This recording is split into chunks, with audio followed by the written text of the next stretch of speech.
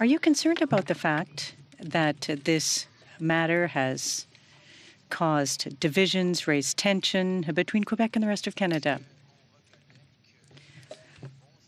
We acknowledge that there are good jobs created by SNC-Lavalin across the country, from Newfoundland to Alberta, including Ontario and Quebec.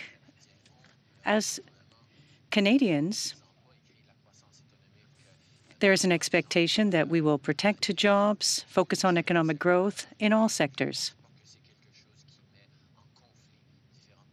And I don't believe that this calls into question the various parts of the country. Turn down your offer to become Indigenous Services Minister. Why did you feel compelled to move her to a different portfolio? Why didn't you just leave her in the Justice portfolio if you felt she was doing a good job there? I think it's extremely important to ensure that you have strong people leading different parts of the government. And there is no question that reconciliation and indeed the relationship with Indigenous peoples was something that has always been at the heart of the priorities of this government.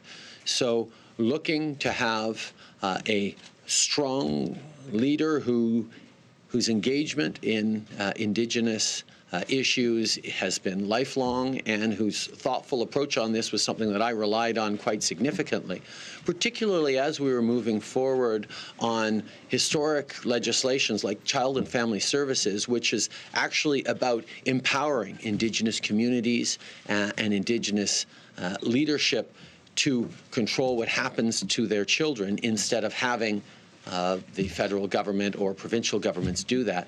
These were important things that I thought she was she would be excellent at, and that it would be very good to indicate just how much this issue continued to matter to our government, even though we had moved Minister Philpott out of that file. You didn't really address the point of my question.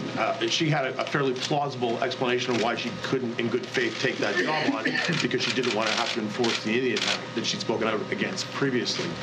Why not leave her as Justice Minister? And do you regret not leaving her as Justice Minister? I think as we look back over the past weeks, there are many lessons to be learned. And many things that we would like to have done differently. And that is certainly part of the reflection we need to have going forward. But in terms of how we move forward and how we make decisions in who is going to be in and where within Cabinet, those decisions are ones that we take seriously, and we always look to move forward, not backwards on that.